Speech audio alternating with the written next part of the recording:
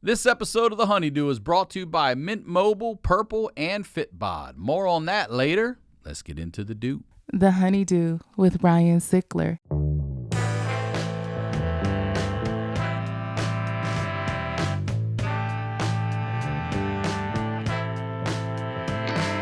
Welcome back to the HoneyDew, y'all. We're over here doing it in the Night Pants Studios. I'm Ryan Sickler, ryansickler.com, Ryan Sickler on all your social medias. Thank you again for your support.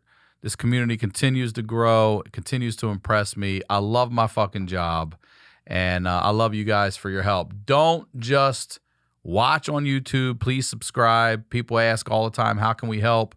You can subscribe on YouTube. It's such an easy, simple thing to do, and you can, partake with the sponsors. That's the best way. Tell everybody you know how great the show is. Those are the ways. It can be free. It can be free. Patreon. We're doing the HoneyDew with y'all over there. It's $5 a month. Okay. It's a cup of coffee at Starbucks, and you get 4 to 5, whatever, how many weeks there are in that month of real episodes. I'm not dogging it. I'm not giving you a 20-minute episode or a mini ep. We're doing full hour plus episodes with y'all. And we've heard some amazing shit. And now you get the HoneyDew audio and video free on Monday, a day before you get it, ad-free. All right? Ad-free at no additional cost. It's still $5. That's just through 2021. We'll see what happens in 2022, y'all. But you can go get it over there, watch it there. If you or someone you know has that story that has to be heard, please submit it to honeydewpodcast@gmail.com. Hopefully we get to do an episode together. I would love it. You guys know I record here at the Santa Monica Music Center. So if you or anyone you know needs music lessons, you can take online classes here. Go to santamonicamusic.com. Use my code HoneyDew. They'll waive the first episode lesson, and you'll waive the registration fee as well. All right, that's the biz. Online store. Those HoneyDew Night Pants Nation joggers. I'm telling you, they are fucking fantastic. I'm gonna get you a pair.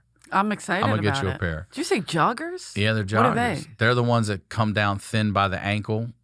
Oh, okay. And they got a little pocket in the back because everybody was using a pocket. Oh, this is the new word for sweatpants. I'm not. Well, they're a style leaving. Of sweatpants. I'm leaving. They're a style of sweatpants, Joggers. not just regular sweatpants. They're not like yoga pants. Do you call them yoga pants? I call them, yoga pants. Okay, so why can't you call them joggers? I don't want to.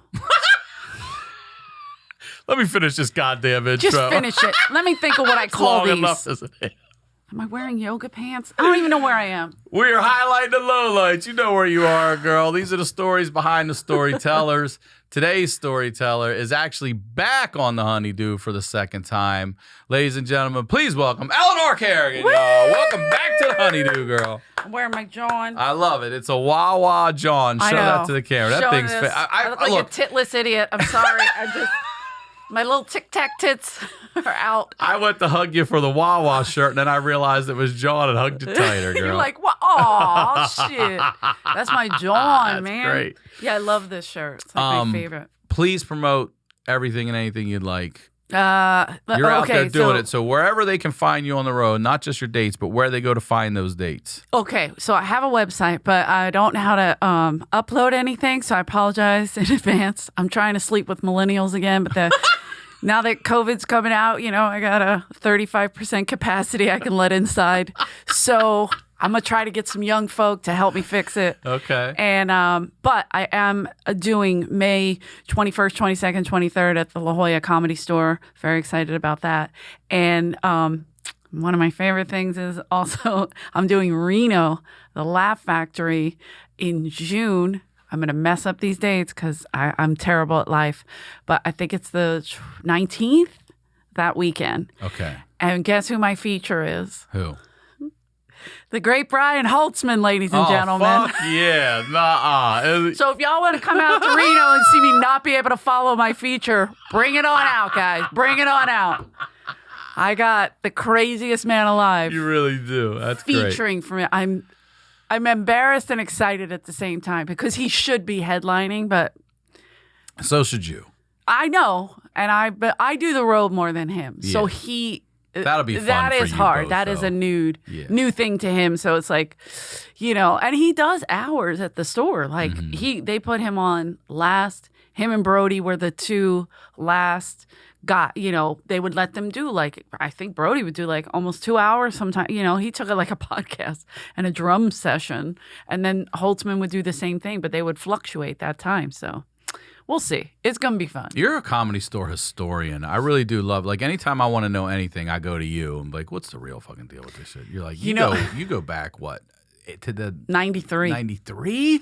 93. And when you said Comedy Store historian, I didn't get in there until 99. Didn't you start La Jolla first? No, I started in the belly room back in the Sunday night Adam Barnhart shows where there would be like 10 people and they would go for fucking 3.5 hours. Of course. And Adam I will met Aaron stretch a show. Cater and those yeah. guys back then.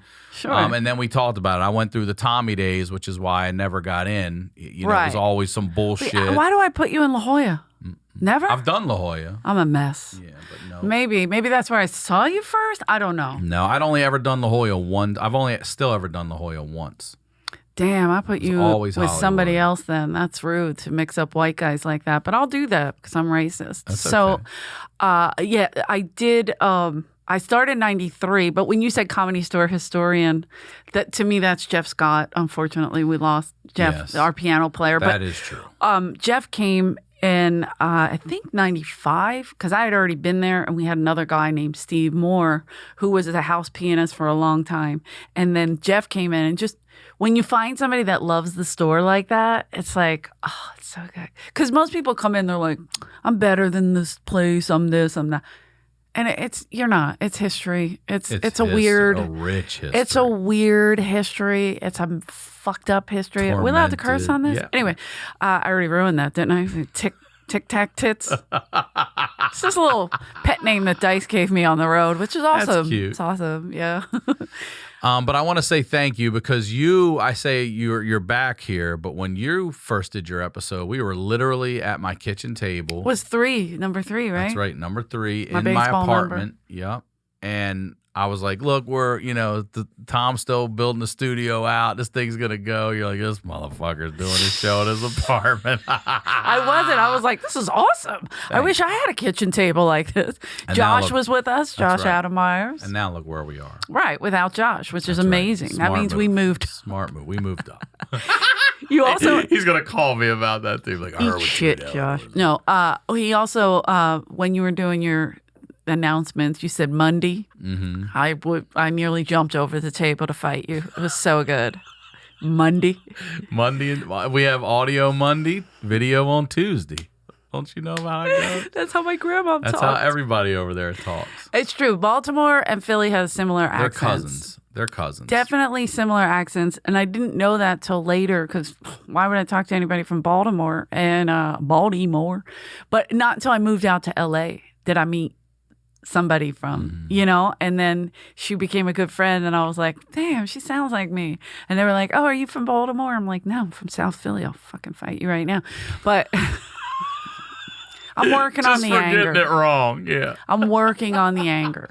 Let's talk about that because you're one of 10 kids. All right, so if you don't know, if you've never heard, go listen to Eleanor's first episode. Also, her Crab Feast episode the Crab is fucking Feast goddamn great too. And I always pump the Crab Feast. It's a library of 7 years of such great guests and great stories. I still get hit up online about the Crab Feast because we talked about the tiger. Oh, the goddamn tiger! And so in the people neighborhood, send me pictures of the rifle and the tiger. Do you know that? I want to say since you told me about that being able to have a pet tiger up until certain whatever, there's been 2 or 3 other people who floated into my life that have through this podcast or somewhere else that have I wished it mentioned on pet you. tigers. I willed it. I'm like, what the fuck are y'all? I'm like, you guys happen to know Eleanor Kerrigan by any chance? Like, no. I'm like, all right. It is weird. I didn't know. You were the Tiger King before Tiger King. Oh my God, how great is Tiger King? Right? And you guys were doing that shit. They just kept going with it. Well, there was a place like that out in Pennsylvania, like out, and apparently all the animals got out on the freeway or something, the highway, No, whatever. like tigers and shit? Yeah, this happened. No. 100%. And we think that our Tigger, because they gave him, it got so bad, ripping up the furniture and everything. They were like, tiger. Really? You can't tame him? Anyway. He's ripping up the in a row furniture. home? You can't.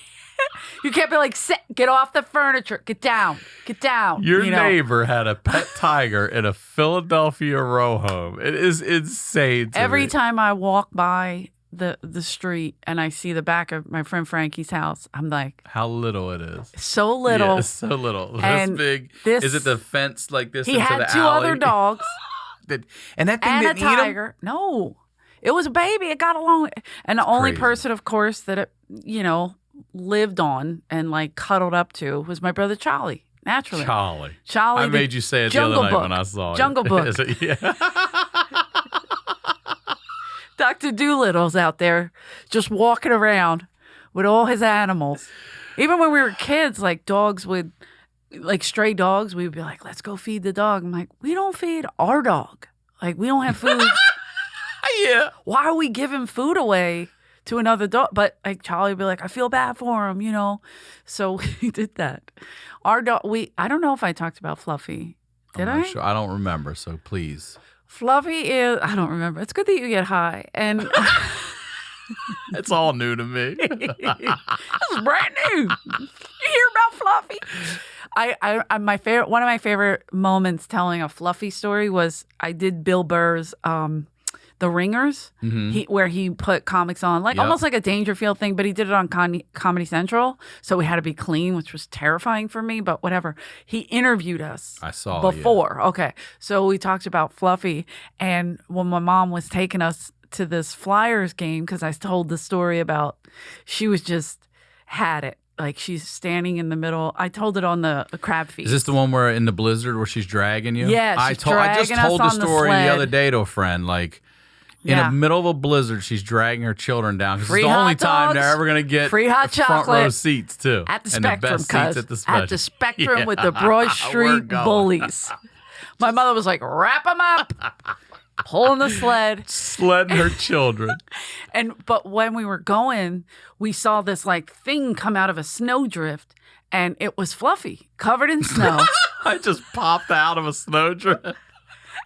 And I was telling Burr the story, and Bill goes, oh man, back when dogs could be dogs. Yeah, right. Yeah. And I was like, oh yeah. Dogs would just roam the neighborhood. Like I had And people friends, knew who the dog was. Well, that's the best part. Yeah, I have 9 brothers and sisters. So I'm always Jimmy's sister, Karen's sister, Bobby's sister, Edie's sister, always somebody's sister. Right. And I was walking to school one day. I was in high school, and the neighbor goes, oh, hey, there's Fluffy's sister. And I'm like, that's it. That's it. I'm done, you motherfucker. You son of a bitch. That's how popular Fluffy was. Everybody knew Fluffy. And she was a little racist. I don't know who taught her that. Racist dog. I did not teach this dog. But I remember coming home from school, and I see these 2 little black girls. There was like a curly slide, and they were up at the top, and I'm like, why are they screaming? And I was like genuinely concerned walking home from school, like, what the hell's wrong? And they're help us! And I'm looking, I don't see anybody around, and then all of a sudden I see Fluffy running. He's terrorizing. He's got them at the top. Wait, Fluffy's a he? She. Okay. I'm sorry. Like, wow. Fluffy. Did I say he? Yeah. Oh, I'm sorry, babe. That's my girl, Fluffy. She was in between. She was trans. So, no. Trans We don't know what she identified as. But she was going back and forth. And these poor kids are up at the stop. I'm like, God damn it, this dog. So I go across the street and get it. And they were like, that dog tried to kill us. And I'm like, I'm so sorry. But if you, I don't know if she was racist or if like it was fear. Like if she sensed fear, because she bit a lot of people. She was a biter, neighborhood biter. If they were afraid of the dog, she bit them. So she, like if they did any of this, if they were shit, like, it was like she was like, I'll show you what to be afraid of. Want something to be afraid of? So I'm gonna say my dad. A lot of anger in your whole family through all the way down into the pets. I'm gonna say my dad trained her. You want me to show you what anger is? You afraid? I'll show you to be afraid. What? That's not a way. Made me laugh so hard. But because my dad did, that's when he left. And then we were just stuck with her. But this dog, she knew the neighborhood in and out. And like one night, I remember these kids were trying to steal our bikes. And me and Billy, of course, the two terrible kids together up. Because as soon as my mom would go to sleep, we'd be like, let's go. And we go downstairs or we go outside and play hockey. And we were like 9, 10, just outside. And my poor mother was working, trying to feed 10 children, no support from Cuckoo's Nest. And so, she's doing this. As soon as she went to sleep, she was passed. She died. She was like, I'm not waking up. I don't care if you guys are on fire. Don't bother me. So we would sneak down and we heard something. And our bikes were broken. So if you were picking, those were already scraps. Other people gave They were up. already stolen. Okay, maybe. Okay, maybe. Yeah.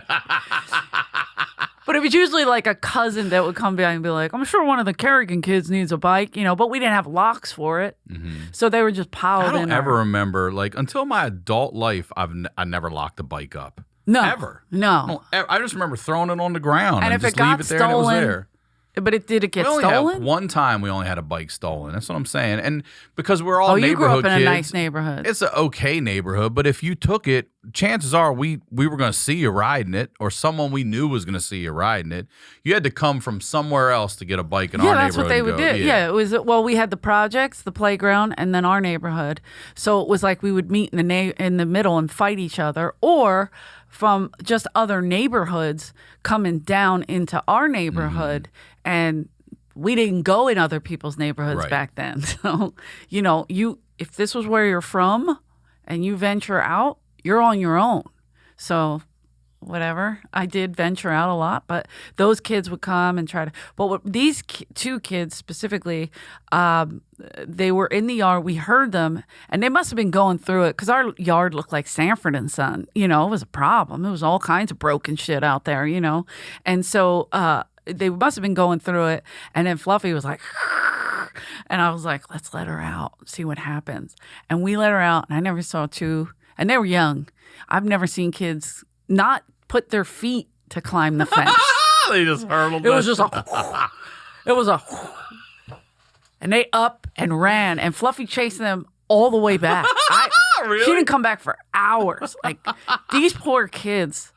I hope they're still alive. It's not my business, but it was a long time ago. I hope they're still alive, little Fluffy out there. And she was a sheep and poodle. She wasn't even like a Rottweiler or something, like a scary dog. She was a fluffy dog. But I remember we all went to my sister Karen, the favorite, which reminds me, I have to tell you what happened. So we all went to her house, which was like 4 blocks away, because my dad, the house. Only child your dad will have hang out. 100%. Yeah. And by the way, it was his house she was living in. He gave it to her. We got nothing. No, I'm kidding. She bought it. She bought it. Okay. All right. It was for sale. But he wouldn't sell it to you guys. I'm sure he gave her a discount. But her and her husband were either renting or buying. I forget. But it was my grandmom's house, my dad's mom.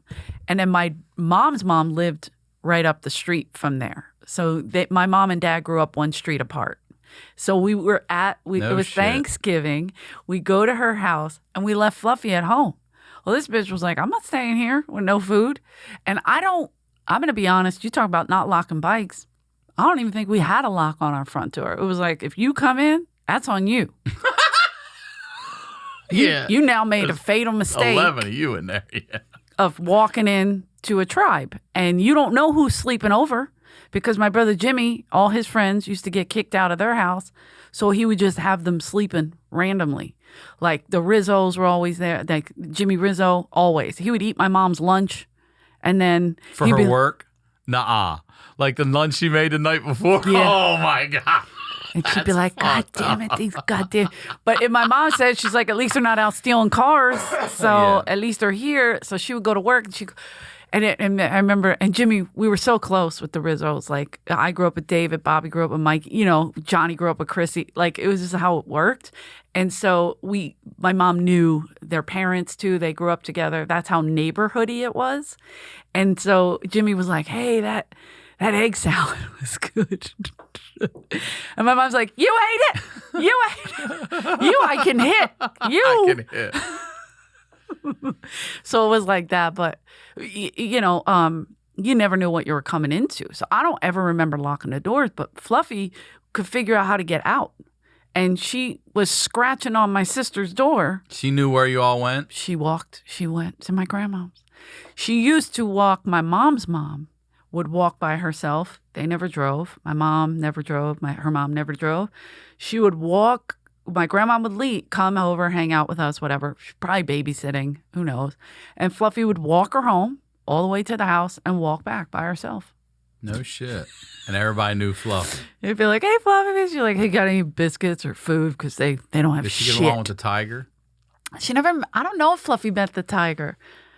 That's interesting to think of because Fluffy was always around us. Got a tiger attitude. 100%. But she was probably busy. She also played with this dog. Busy. She became friendly with this dog, Blackie. And Blackie lived So wait. next to the Jaffagliones. That's the best last name in the history of last names. The Jaffagliones. As Steve Simone would say, here's your sign. Greatest last name ever. Yeah. But wait, Fluffy, like the dog named Blackie, was Blackie black? Yes. Well, then Fluffy wasn't racist. Right. She just didn't if you like didn't like people. but Fear. a lot of times like black people, hey, get that dog away from me, and they would get fear, and she would go after Like, I got one. Here we go. You're good. But in fairness to Fluffy, she also bit Michael Mulvihill and Carol Rawlings. So White people? Yeah. Okay. Yeah, Okay. those are white names. Mulvihill's a white name. But yeah, but this thing, wait, what was I just telling you about? My brain went, with her going to my sister's house, walking my grandma home. She came over. With Blackie. Blackie. So she would go with Blackie, and my mom would be like running late for work. And she's like, as long as the kids are at school, make sure you're in school. She would run to her job. She worked for the Philadelphia Navy Shipyard, and she'd go walk to the bus. And as she's walking to the bus, Blackie, the dad, and Fluffy would be there. And Fluffy, the guy had Fluffy on a leash. And my mom's like, oh, boy. So my mom... My mom would his ass. walk by, and the guy goes, don't worry, she doesn't bite. My mom's like, yeah, I know. She ignored her, and she pet her. Fluffy wasn't like barking like Hey, that's my lady. That's my. That's the lady that doesn't feed me. That's the owner. Is that my? And so, poor thing. And my mom just walked by and went on the bus and was like, Fluffy was out, and they have her on a leash. She got pregnant by that dog. Nuh-uh. Fluffy is too much. What a whore. My mom, poor babe. I don't know how to get rid of the babies. She had an abortion, 10 whore. kids, a fucking dog, and now the dog's got puppies. The dog's like, this house is horny. I'm going out to get some. There's too many kids in this house. Oh, my God. Your fucking life. So when people are like, oh, why did you move to L.A.? I'm like, you come over. You come over for a minute. Well, I always think of you whenever I see people who are, soft or any of these people that bitch about something. I told you a little story before here, and and I'm like, this girl heard that shit and she quit the job, and you're like, I would have sat there and talked to him for 3 to 4 hours, and I'm like, that's exactly. I mentioned you, like Eleanor would talk to this guy. So you mentioned also like. You said I'm working on my anger, and I know you're half joking. So no. I know. But you mean working on it? Working on it, yes. I let it out. That's the part you're joking on. But I know you have anger. Can we talk about because you're so familiar to me. Your way is like I watch you and Dice on the way you talk to one another. But also I know with your brothers, you're like, you don't have time for the bullshit. No. You don't have time for the fucking bullshit. And it's a lot of bullshit. You've done that. So I've always respected that about you. But why do you feel like, because I know I'm angry. I mean, what was it that your dad left? What was it that really got you into being just fucking pissed about things? I don't know. I know that my mom would be like, just don't break anything up here. I could break stuff that was already broken in the yard because I would. My little brother Bobby makes fun of me because it would be the dumbest things that I get angry about. So I always try to figure out, why would that make you angry? Or why did you get to that level. So I'll be blow drying my hair, right? And I have big, curly, crazy hair. So Beautiful it hair. is not a easy tame, right? So I'm like learning how to tame this thing, and it wasn't working. And I just, and this is at my mother's house, where I'm sure somebody was in the shower, because that's our bathroom. You know, somebody could be taking a shit, somebody taking a shower, and somebody's blow I want drying to their ask you hair. about that too. Like, It's a row home, what did you have? Did you have 2? no, well, 1.5. 1.5. Okay. So Thank God. right, but there was times where I'm in the shower, Jimmy's shaving, Johnny's taking a shit, and we're all in this room. Right. So that could be, you know, that stench or Never having Jimmy your own peering privacy. in. No, I'm just kidding. He always used to joke. He's like, "Come on, I'll give you a piece of gum. Come on, come on." Nuh-uh. Yeah. He was kidding, but Jimmy's a pervert and open about it. You know, he'll be like, "Oh, look at that." Like he'll be like, "Damn, that girl's hot," and his daughter will be like, "Dad, she's my age." You know, and he's like, he's "Oh, still my that fault, way. my My fault. And then I'll go, "But look at her. Look at the girl. Look at the girl." I'm like, But am I wrong? Hey. Am I wrong? But he doesn't touch. He's more of a talker. You know, like a About whatever. them, not He's- to them so much. He's somebody that no, He still has would game? he would he's somebody that like that girl would get offended by, or whomever the person would get offended by, because like even when he would come visit, I was living with my roommate Chris. We lived together for 12 years out here. He was my best friend. We both suck cock, so we were one.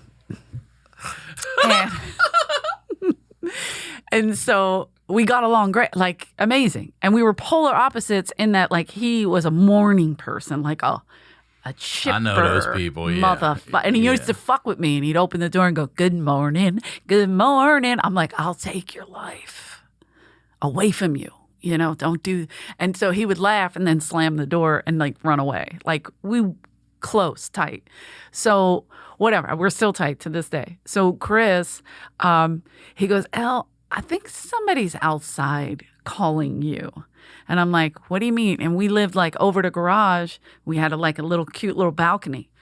And then he pulled up, and this person pulls up in the driveway, and he's like, "Titty, titty." Titties yelling. And he goes, "I think it's for you." So I go outside. It's my brother Jimmy. He's yelling. Titty. I know, but like Chris was like, a lot of people might get upset down there. I'm like, no, it's amazing, just yelling.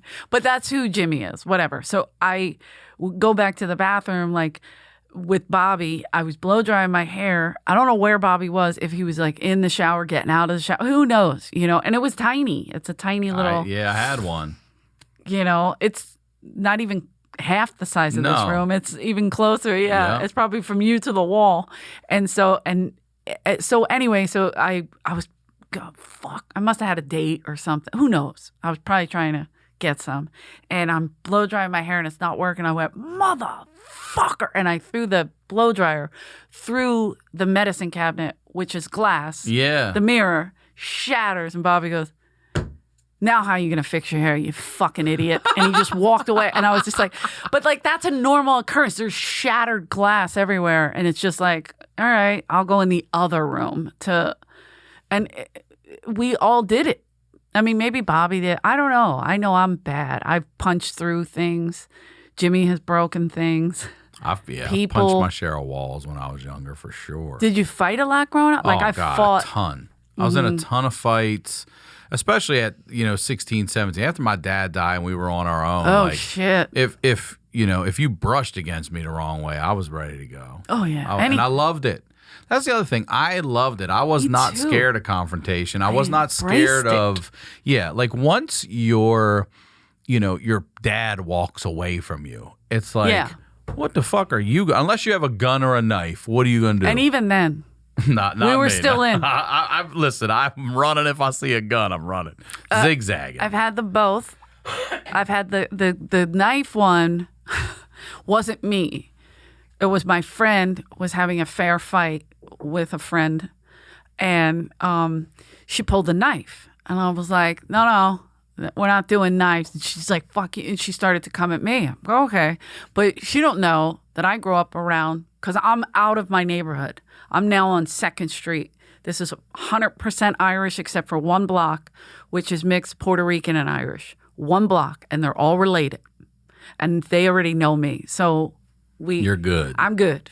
I'm okay. This girl and I have already had our thing. We had our fight, so we know where we are with one another, kind of thing. So I was like, no, you're not pulling a knife on her. And she came after me, and she don't know, in my neighborhood, I have a lot of, they used to say there's something in the water in our neighborhood. Water. That we put out the craziest of South Philly came from this neighborhood. And this guy, Patty, used to teach me how to take knives off people. Nuh-uh. Just because we were bored.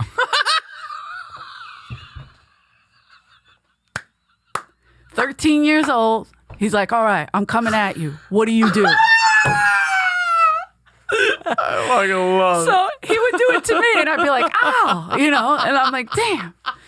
And now I look like Edward Scissorhands because I got cuts all over. I'm trying to take this knife. I'm learning. But now, flash to, I could have been a year or two later, this girl pulls a knife, and I'm like, no. Patty Cantlin taught me this. And I took it off her, and she was just like, and we became instant friends. Really? Tightest, one of my best friends. Still. Unfortunately, she's doing life in prison. She did not learn. That's not where I thought that was going to go. She did not learn from that mistake. She did not. Sounds like she might have took that knife back, She came from one of the craziest families. Are you still in touch with her? No. No. We all lost touch with her. Everybody asks, and What happened? I have no idea. You really don't know why she's serving? I really don't. I lost contact with her. Oh, before that. Yeah, and then everybody was just looking. You know how the Facebook, the social prison media, may have taken her away from you. social media, all that shit. People are like, where is this person? Where is this person? We thought she was dead. Yeah. Because it was a lot. And her brothers were bad and in and out of jail. And I think there's only one left out of them. And like left alive? Mm-hmm. Damn. Yeah, they were crazy. God bless them. But they loved me. So I was like, allies in this bitch. And but somebody found out that she was in prison. And I was like, okay, that at least we know she's not passed. But whatever. Who knows now? I haven't heard in years. That was 15 years ago that I found that out, maybe even more. And I have another guy friend that I grew up with, Nikki, who's doing life in prison as well. Do you see in touch with him at all? No. We lost contact. He went in early. He went in when we were still like in the neighborhood kind of thing. Or maybe I had just moved to LA because I moved to LA when I was 21. So maybe I had just moved out here, and then I found out a little bit later he was doing life. But they were all still trying to help him. Like he would go in and out of prison. He had no parents. I don't know where his parents were. And like we would go to his house. They had money, and so the neighbors would check on him, and we would do the craziest shit with him and his neighbor. His neighbor was even more insane. His father was in the mob or something like that, loan shark. I'm not sure exactly what happened, but his neighbor was in the mob. And when his father was locked up, his neighbor, Stevie, rented a helicopter and tried to take his father out of prison. What? Get the fuck out. I swear to God, you can look it up. They thought they were going to airlift his ass out of prison. I mean, they'll shoot that motherfucking helicopter right down. Yeah. So Stevie was crazy. Did they actually go through with this, or he got busted with the rental? They got busted. They got it in the air and everything. They got it in the air. They got it close to, and it got bad. And Stevie was the one with the cars. So he had that kind of money. So we were little, and I'd be like wedged in the back of this or going on a crazy Trans Am test drive, T-tops off, But my brothers were more in with him. Like I was kind of like this dirty little girl is like, who's that? It's like, oh, well, she can break into anything. So whatever you need her for, she's cool. But my close friend became Stevie's best friend. And then when he went to jail, I don't know if it was after the helicopter incident or... I can't even. He was crazy. We used to say he was a cat because he had 9 lives. He had a motorcycle accident on Broad Street, and him and the girl were drugged straight up the street, and his whole chest was ripped off. Fuck. Skin chest. She survived as well. His titties were smaller than yours? If you can believe it. Remember this, Stevie? No, I'm just kidding. You know, listen. I'm used to the, and by the way, wearing a sports bra and pushing them. Why? How does she not get laid? Because no gender knows which one she is. Is that Caitlin? Caitlin, is that you? So I remember, so he had some crazy incidents, but one of the worst things with him was when he went to jail, not my friend Nikki, Nikki I was closer with because we used to have stealing contests, me and Nikki. We were tight. Yeah, you just said, I want to talk about breaking into shit and stuff after this. So I want to hear this first. So, so Stevie and my buddy Richie became real tight, real tight. And they were like inseparable. And he was a little older than us, Stevie, but Richie and I were the same age. And one day, his dad was a fireman or something. Mm-hmm. And they used to hang at this bar, like right outside, right across the street from Richie's house. And so they go to this bar, like they would come in and out of this bar a lot. And I was walking down the street and I saw them running out of this bar. And then all of a sudden, it was like a ton of people out, and they were by this truck, a pickup truck that the dad had. And so I was like, what the hell? That's Richie's dad, you know? And I walk over and they open the door and it's Richie on the front seat with 2 bullets in the back of his head and money stuffed in his mouth. No. And I was like, and I think I was 15. You saw this? I saw them open the door. I saw everybody was gathered. Apparently the car was running. It was a hit. It was quick. It was whatever. The money in the mouth is don't rat. He was a rat. They thought he was going to rat. He didn't rat because when Stevie went in, who took the money? This was his. This is Philly. Who took the money? I was thinking of it. I got to be honest. Somebody took that money.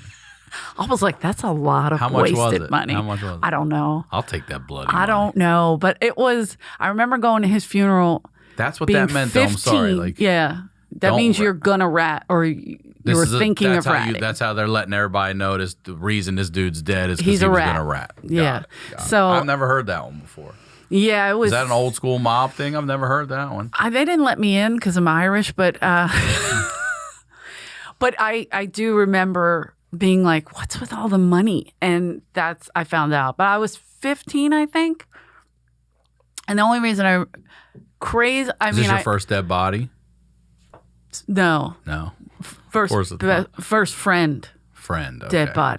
Dead body. You know, they used to joke, want to see Fat Larry in the trunk? No, I don't want to see Fat Larry in the trunk. Well, you saw a dead body before that? Mm-hmm. In like what, in the neighborhood? In a trunk, yeah. For real? Things like, yeah, that was a thing. It was all mob. What do you mean? It was all mob run. You'd see a car on fire, a person in it, you know. In it? Yeah, it was all mob run. It was, you know, we would just, one of the kids I used to date, well, it wasn't dated. We were in 3rd grade. I'm like, what? Who wants to get in this communion dress, you know? Look at this. Wink, wink. You know, like, I was a little hoe, but this kid that I was kind of dating, whatever you call it at that age, we were walking to his dad's house in this place, Packer Park, which we call the suburbs. Don Herrera coined it as the suburbs of South Philly. But it was, we never called it that because we were like, it's still, the houses were way bigger and more expensive, but you had to go under the tunnel, like under the bridge to go into that neighborhood. We were on the other side. So it's weird because that neighborhood's there, then our neighborhood, then the playground, then the project. So it's like, it's like a third world country. Like, where is this? I don't know what middle class, I don't know what anything is. We know that's where the money is, that area. So we would go into Packer Park. We were walking to Packer Park where his dad lived. And as we were walking up, the house blew up.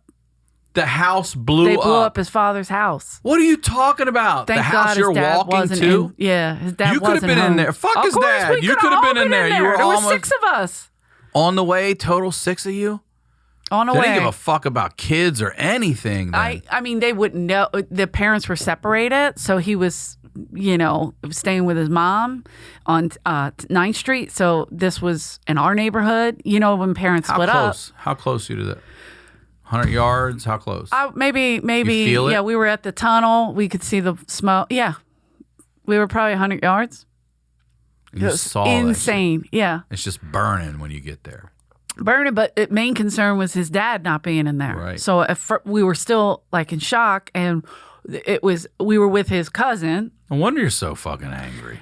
Maybe that's what I'm saying. Your whole upbringing, not just the house. So it's and like, being because one of 10. we were outside. Like people are like, you learn like racism. They teach that at home, right? Yeah, that's in the home. And that is a thing. But I learned it on the street because if I came home and say I dropped an M-bomb or said something negative about black kids or whatever, my mother would flip out and beat the shit out of us. But what I didn't know is she learned it because her grandma learned it. So it was passed down.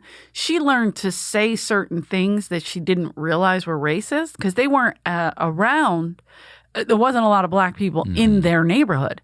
The people that were in the projects were the Irish kids at that point when she was growing up. They were just trying to come out. They were the ones trying to get out of the projects, whatever. So that was completely all white, but Irish, I guess if you're going to label where they were from. And so they didn't know from that. But my grandma heard these words, and they were racist words. And then my mom went to work and said them to a horrible, I can't do it because it's an N-bomb, but she didn't know. And so when you get like, my mother's going to kill me if my brother Tommy finds this and plays this for her, I'm in big trouble. I'm sorry for this story. Is there a warning? No, I'm kidding. No. So, when you sweat and you get like right here, it gets like little, when you're a kid. Little dirt line. Right. Yeah. There you go. What'd you call it? A dirt line. That's not what they called it. You went there? You got it? Got it now. So. That's not what they call it. And my mother grew up saying that. No clue of who it was offending or where it came from. No clue. I don't even think my grandma did. I got to be honest. So, because they were just struggling in their own existence. So they weren't rich kids. They weren't, they lived in a neighborhood. My mom said she wasn't allowed to go on 15th Street because that's where all the drunken sailors were. That's the Navy that's where they used to house them. But these guys would be on leave or whatever and get drunk. And it could be a fight. It could be all rape. It could be it could be all kinds of shit. So my mom wasn't allowed. That's all she remembered, And so she wasn't racist. So she's at work. She's sitting with her black coworker. And she goes, oh, no. No. That lady, what did she do? Fight her? What she went, that's excuse me? That's a Philly black lady. That's not just a black lady. My mother was like the most naive, sweet woman you'd ever meet. Not a bad word to say about anybody. Says that. The lady goes, excuse me?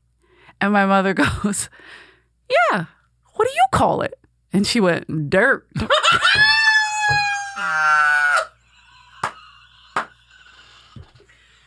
And my poor sweet mother was like, oh my God. And dirt. They became instant friends, lifelong friends. I'm serious. My mom invited her for dinner. She was like, you have to help me. Right there. You have to. I didn't Please know. help me in this world. I did not know My that. goddamn kids taught me that. No, her mother. We don't know shit about this. Oh, God. We didn't know shit about this. So she had this woman come over for dinner. This was from her job. This was before she had kids. This is, she worked at the quartermasters. Oh, I see. Okay. So this is before she had kids. So we weren't even in existence. This is how young she is. So this is why she was also so strict and stern with hearing any of that shit. Because she was like, I did not know that because, it's learned at home. But so we weren't allowed to talk any of that. Like we were whatever, but in the streets, it was on. Whoever we were mad at was who we were cursing and saying whatever slurs. And that went for Irish, Polish, Italian. Can't even say Polish. That's how bad they are. Anyway, it went for everybody. You got labeled for what your nationality was. Isn't it interesting? Because there was a time when we grew up where there were Polak jokes. 100%. My dad will still tell them. 100 of them. He'll give you 40 of them. I never understood why they were sort of the scapegoat of Earth. You know what I mean? Nice like people. they just made Polish to be the idiots. You know what I mean? They just chose them. Have you met him? I'm kidding. That's what my dad would say. Let me introduce you to Glenn. I'm like, Dad, that's rude. He's right here. I talked about we had a restaurant. I think it's still there in Baltimore, but it's called Polak Johnny's. We have Polacks too. Right. It's a hot dog, a killer hot dog place. Mm-hmm. And so I'm at work. This is probably like early 2000s, and I was talking about this restaurant. I say I get this writing gig, and I'm like, oh yeah, Polak Johnny's. He's like, what'd you just say? I'm like, she's like, that's racist. I'm like, you might be right. But not in this neighborhood. I Google it and I'm like, here's the restaurant.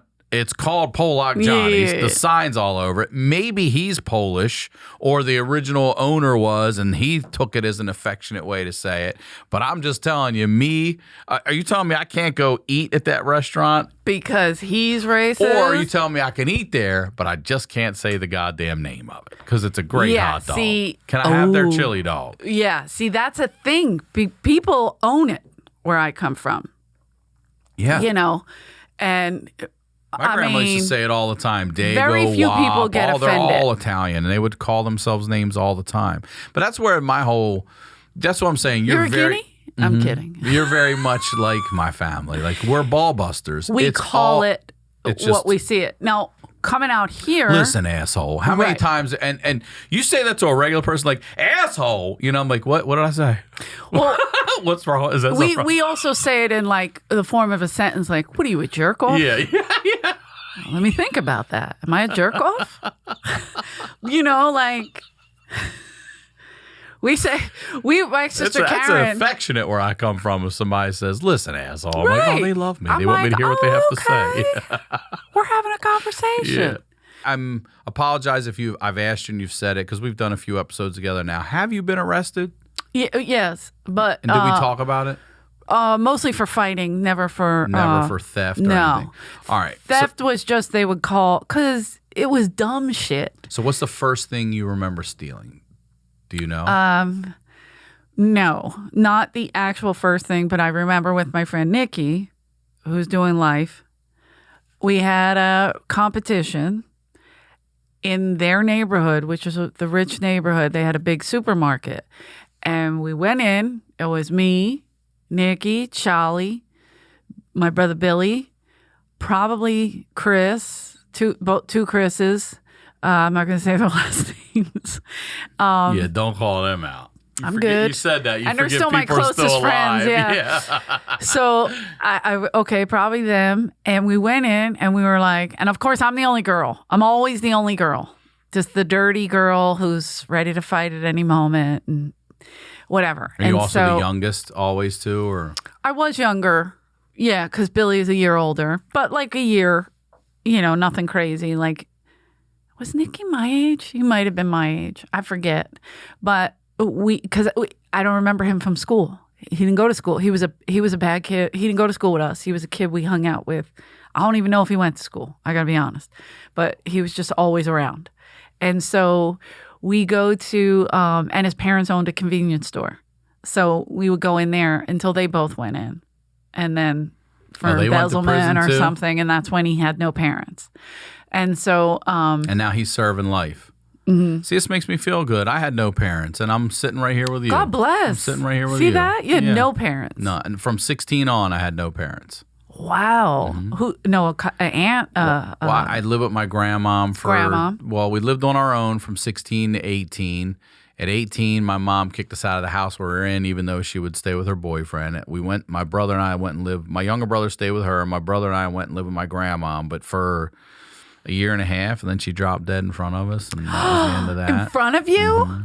I gave her CPR and all that shit. So at the top of the stairs of that fucking row home in Baltimore, and right in front of that goddamn little bathroom. Oh, yeah. Right there at the top of the landing was the bathroom. Her bedroom was right there. There was a hallway that was long. I was going to say, did she have a hallway to her room? It wasn't even a hallway. It was a banister Yeah. so you didn't fall over the fucking stairs coming up. And then there was this room and this room where I stayed. Yeah. And I would have I had a twin bed and a dresser, and I'd have to turn sideways to get in that motherfucker. Same. With the middle room. See, we didn't have the narrow hallway. It wasn't a hallway. I was always jealous of that. It wasn't a yeah, hallway. but it's like a vestibule. It's like a it was short 10 feet long. before a door. Yeah. Okay, yes, So, it was before a door. Yeah. So my friend Melissa had that, and I was always jealous, like, ooh, look at this. And I lived in the basement for a while too, like tricked that out a little bit. Okay. But yeah, from then on, I had no real nothing. And you have a brother, a sister? Two brothers. A younger brother and a twin brother. And what did she go down from? A heart attack? My dad died of a heart attack. My grandmom also died of a heart attack. But what your mom? You said she dropped dead in front of you. No, my grandmom did. Oh, your grandma. So my mom still alive. My dad died of a heart attack. We found him in his bed in the morning. Then we lived on our own from 16 to 18 in this apartment where my mother had it, but she lived at her boyfriend's. Okay. So we were alone Monday through Saturday. She'd come home Sunday for a couple hours, do laundry, and bounce. Wow. And the three of us raised each other. And then at 18, she stopped getting a check because we were minors when my father died. And at 18, she kicked us out because she no longer got the money. And my grandmom said, you can come stay with me. But only a year, not even a year and a half into that, she dropped dead. Oh, Jesus. And then it was Dunsville for good. Jesus. Been no net since, Eleanor Kerrigan. See that? Look at you. You have any arrests? None. Muzzle. And I'm almost 50. I'm not doing time. Okay. Good And, for you. Yeah, I could have been a statistic. I wanted to be a different statistic. Listen, this statistic was one of my favorite statistics for a long period of time. Like when we did so we had this competition, who could steal the most out of this. We knew where the manager was. And I mean, we cased the joint. We went in and I thought, all right. Oh, Charlie was with us. Did I say Charlie was with us? Mm-mm. Charlie was with us. Good old Charlie. So me, Charlie, and Billy were together a lot until Charlie started, he was older than us, and he started growing his hair long and listening to the rock music, and then Billy and him parted ways. Like, hey, man, that's not cool. We listen to Rick James and this bitch, so whatever. It was just he growing up and growing past us. So, but this time Charlie was with us, and he was pretty good at stealing too. So I was like, how am I going to win this competition? It's got to be about how much things are, right? So I stole cigarettes, and I'm 9 at this point. And I lined my waist with cartons of cigarettes. That was when it was open. That's how old I am. Totally remember. No, I remember. I talk about my buddy had the best move.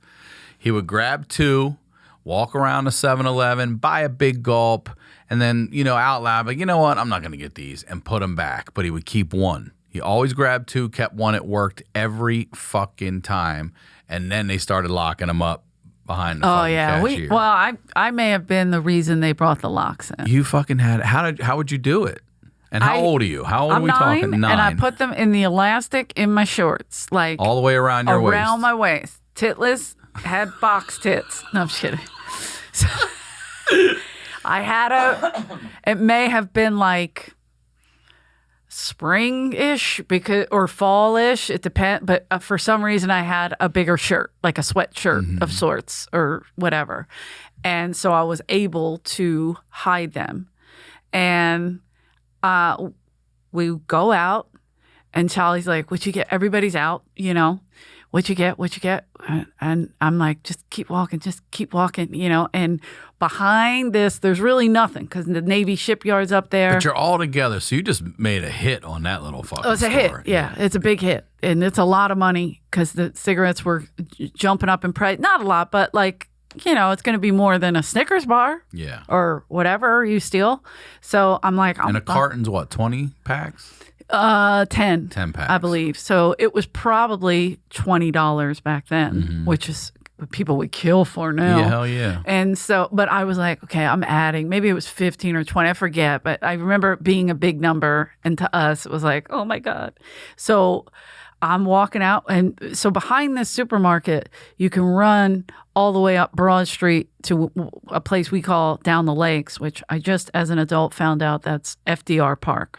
No idea. Anyway, so I didn't pay attention. We call it Down the Lakes. I don't even know if there's a lake in there. I got to be honest. No, there's a lake. But we would go down there, right? And nobody's down there. So that's where we're going to open our stuff. So we have a good almost a half a mile to run to this place. And so I'm walking. I'm nervous. And I go, wait, where's Nikki? And nobody's showing what they have because they're waiting. And we're like, where's Nikki? There's Nikki. And we're walking. And out of nowhere, we hear, go. And we're like, we turn. This motherfucker had a grocery cart filled. It curved. It was, and he's running and things are flying off. He's got the stolen shit and the fucking cart and he's too. Running with the cart. And this is the 80s, so they don't have those things. It's not quiet either, though. Yeah, but they didn't, you couldn't stop us. We ran. We were soaking wet, hiding. And now half his cart's gone, but he's still, this motherfucker beat me. Yeah. Because he's got a cart. So I was pissed. They're like, what did you get? And I'm like, you take a cart. That's cheating. A whole fucking cart. We're going to get arrested. You know, and I'm flipping out. What did you get? And I'm like, I got cigarettes. They're like, what are we going to do with those? I'm like, I guess smoke them. And that's how I started smoking. Is it really? That's how you started? That's terrible. You stole cigarettes and started smoking. Down the lake, we had a hideout. It had food and cigarettes in there. Oh, and we would go all the way down the lakes to have food and cigarettes and, you know, that was our little cubby hole, if you will, where we hid our shit. But I got hooked too, smoking. What about stealing? Did you get hooked on the stealing? Did you like that? No, I hated it. And I think I remember the last thing I stole, I was in high school and I guess it was like makeup of some sort, maybe mascara. I'm not sure. And I put it up my sleeve, you know, and my friend Kim was with me and yeah, she was doing it too. Throwing things in her pocket, a little five-fingery. All of us were poor, whatever. So we're just, not that that's an excuse because after this thing, I never stole again. So I get caught and they go, we're going to call your house. You know, we're calling your mother. And I go, go ahead. Here's the number. Because here's what the Kerrigans did. My mom was always working. Somebody had to make money. So we get a phone call and be like, yeah, I'm Mrs. Kerrigan, or yes, I'm Mr. Kerrigan, whatever it was. And even though maybe you all went your separate ways, everyone was on the same page when it came to a call at the house. 100%. You're Mr. or Mrs. Kerrigan, 100%. Take it, don't fucking rat us out. Nobody rats. I think I told you get two in the head and a fucking wad of money in your mouth. That I didn't learn till later. But before that, they hung me over the banister upside down because Who did? My brothers. Why would you tell them? Because I I was going to tell my father something. I think I was 6, and they held me up and this is what you get for ratting. That's what rats get. And I was like, ah. I think my parents could see my fingers coming out like. Fuck. It was bad. It is ruthless. They were like, you, and so I never rat. You never rat. They taught us in the house. That I did learn at home. And so we would always, you know, back each other. Edie got caught stealing. Yes, I'm Mrs. Kerrigan. I go pick her up. You know, my mom's stuck with a baby at the house, so she sent me. And she is in big trouble, the whole thing. Okay, they let her go. And again, we were young. We were so young. So this time when I was in high school and they called my mother, guess who didn't go to work that day? Nah, that's the only reason. I was white as a ghost. Like, oh, shit. I don't know why she was home. I don't remember her being home. I think she got sick at work and came home. So now she has to get on a bus and come up, because she don't drive, and come all the way up Broad Street and pick up jackass number 8 for stealing. And then on the way home gives what I call the worst lecture ever about stealing. And then is it because I don't give you enough? We don't. Oh, no. Now here it comes. Yeah, right, yeah. When I cry, it's like a dude crying because it don't happen. Do you know what I mean? I'm cold. And so when I'm like this. She's just hitting you heavy, huh? Here she goes, right? And I can remember the words and start crying right now. Like it's what we call an acting sense memory. Yeah. How old? 14. And you remember everything she said? Every word. On the bus, the money she had to use to get to the bus. What it called? How much was it called? How much? I don't know. Was it 50 cents, 75 cents? But that's Sick. A lifetime for my mother. This is a woman who take all the bills back because my dad wouldn't pay them. And in fact, when my friend's funeral, our lights were out. And I was 15. We didn't have no lights. Really? And I couldn't find a shirt. And I couldn't see in the dark. And I'm going through, you got to imagine there's all these kids up in there's piles of clothes. Like, where's mine? Where's my shirt? And all our stuff was together. Nothing was separate. No, really? Yeah, it took us long to get ready. Like the older kids would cut theirs, like my brother Jimmy bought a big trunk. I remember his trunk. We used to break in it all the time and steal his change. Anyway, he's like, I'll fucking kill you, kids. But he would put his clothes in there, nice things he didn't want us wearing, and he would lock them. Like it was like a workplace, you have to lock your shit up if you want to keep it. And so I was looking, and I remember I went out, and as I got to the church, and thank God I had a jacket on, it was a pink and black shirt. Nuh-uh. To a memorial? To a viewing, yeah. And I was like, fuck. And I remember being so embarrassed because I had to get ready in the dark. Your lights are off. The lights are off. It's, and oh man, and it was the fall, so it got dark earlier, and I have such a vivid memory of everything from Stevie being there, from his girlfriend Nicole, who was in the car bike accident with him, and I'm sorry, not Stevie's girlfriend being there, and Stevie's family, like cousins and stuff that I knew, because Stevie was in jail at this point. Oh, he was? Yeah, because they thought Richie was going to rat on, like things they thought he knew too much. So they assumed he was going to rat, but he wouldn't do that, and he was very young. So he could have been, what do you call it? Maybe coerced out of information. He was 15, 16. All right. So what are you doing? That's a kid. That is a kid. That's a kid. What are you doing to work on your anger and shit? Do you go to therapy? Work do you do out. therapy? No. You do work out. I have to work out. I do a helps? lot of Calm you down. Running will calm me down. Anything like bike ride. I'll ride my bike. You box or anything like that? No, I'm afraid. I did that before. Me and my buddy somebody? Rocco. Yeah, because I get if I get hit, I react. Here's the thing. Like Rocco was like, "No, we'll spar," and I'm like, "I don't think you want to do that." It's like the Ferrigno. You wouldn't like me when I'm angry. Yeah, but people who are sitting there listening to you right now, they forget you used to wrestle. Oh yeah. You go back. See, if you go back and listen to the episodes, you were in. Was it Glow? No, that's rude to put me that old. I like it, but no, that means I look good for. Was Glow? It was the early 80s, mid 80s, I think. So I was still robbing supermarkets. No, I'm kidding. What was your league again? So it was WOW, Women of Wrestling. Wow, that's and it. I did. I played Easy Rider. Mm-hmm. And so Easy Rider was, and then I went back and did commentary for them. It's about 5 years ago. So I still work for WOW. Yeah, they're still around. WOW is amazing. The girls now, I think, wrestle. I mean, they're good. Are they insane? Like doing just sick shit? Like but you're like, what the fuck? Yeah, and that's what. But here's the thing: like we got cast as actors to play, almost like the show Glow. Right. You know, the Marin, that one. Yeah. Like when I watched that, I thought, oh, that's what happened to me. It was an audition, and I was like, I'm down on my luck, and I did it, and I got the job.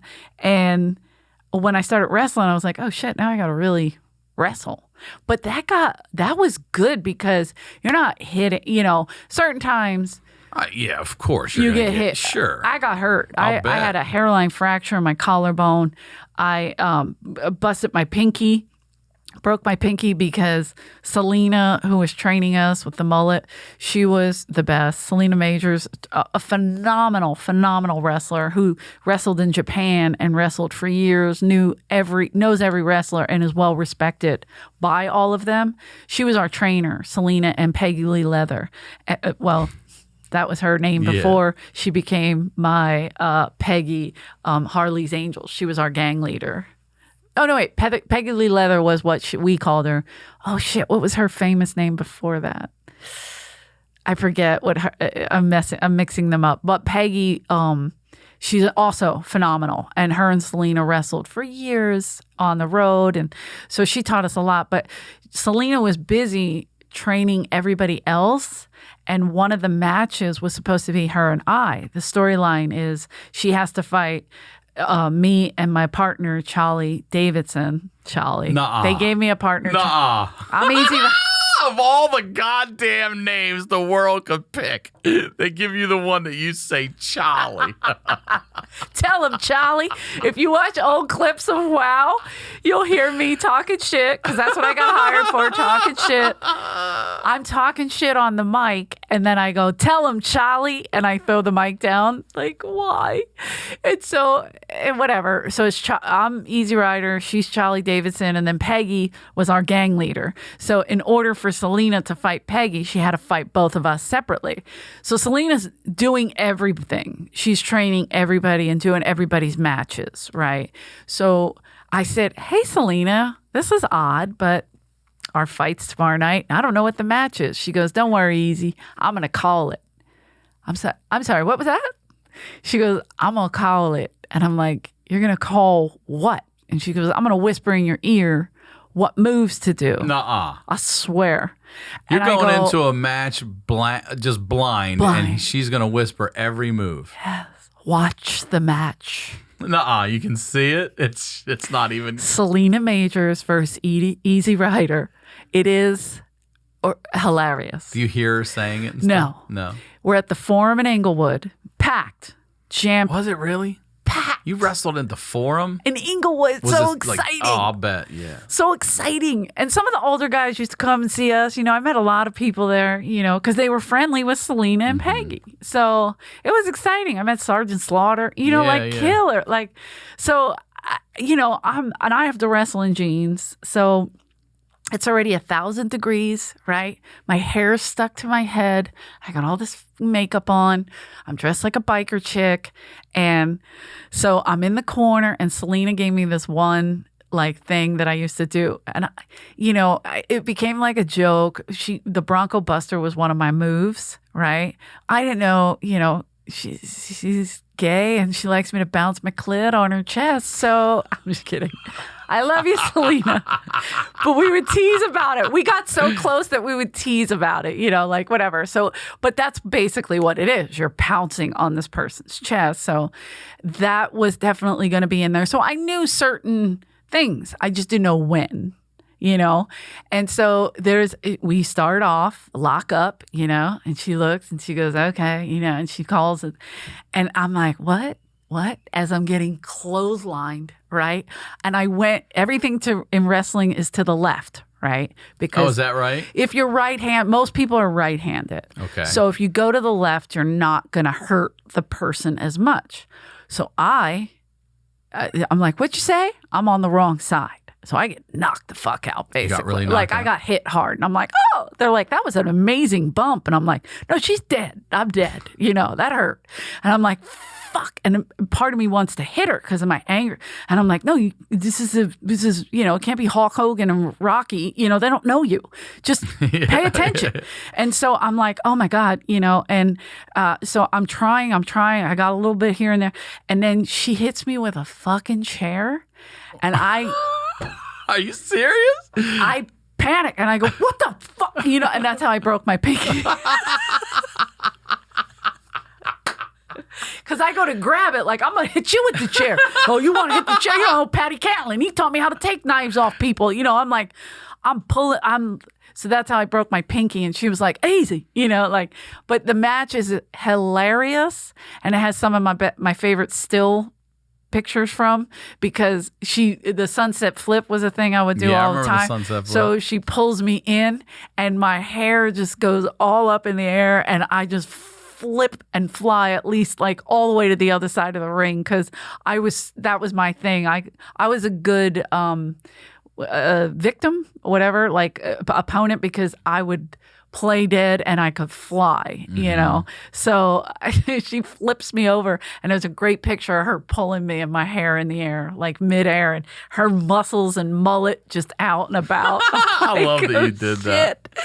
But yeah, that was the scariest. But what I'm saying is, like, when you get hit and hurt, like with the boxing, if somebody hurts me, I don't know what'll happen. Like, you're no longer going to box. You're just going to fucking... I'm scared. Yeah. So I have that thing where I lose it and I just training on a bag then. I could do that. Yeah. I can do that. Just Yeah. Because hurting myself is great. I love that. But my brother Jimmy, he, the older half took care of the younger half with us. So Jimmy, I remember he was on the phone with his girlfriend. We always talk about this story because it's like this. It's one of the scariest that happened in our house, and there was some scary shit. So my brother Billy, Jimmy was telling us what to do, and we were kind of growing, like, he telling us what to do. We're 11 and 12, like, we fucking know what we're doing, idiots. And Jimmy's our older brother. He's 8 years older than me.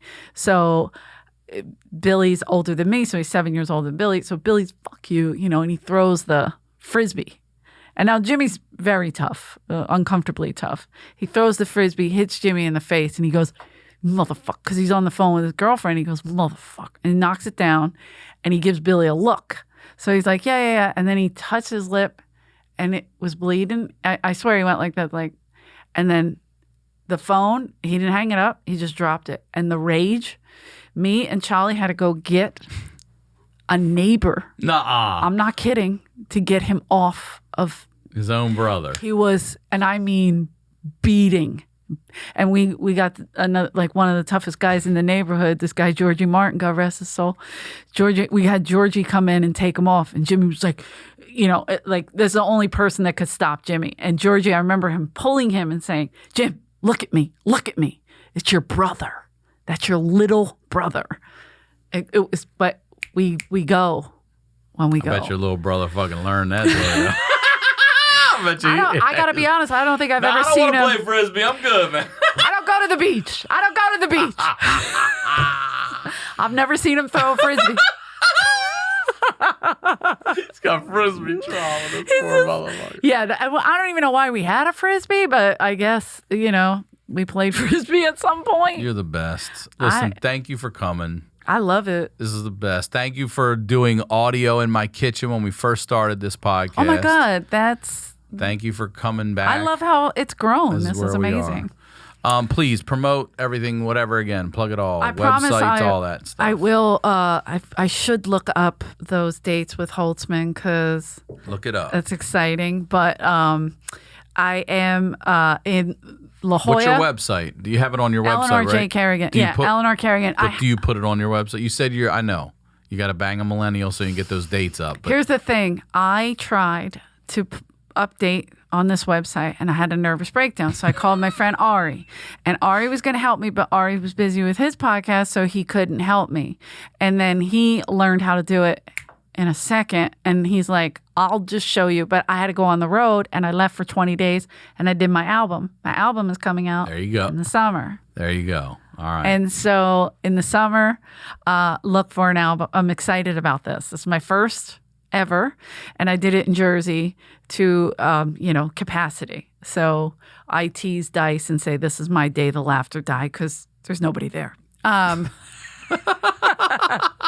There's like 20 people. So, but yeah, so May 21st, 22nd, 23rd, I'm in La Jolla at the Comedy Store.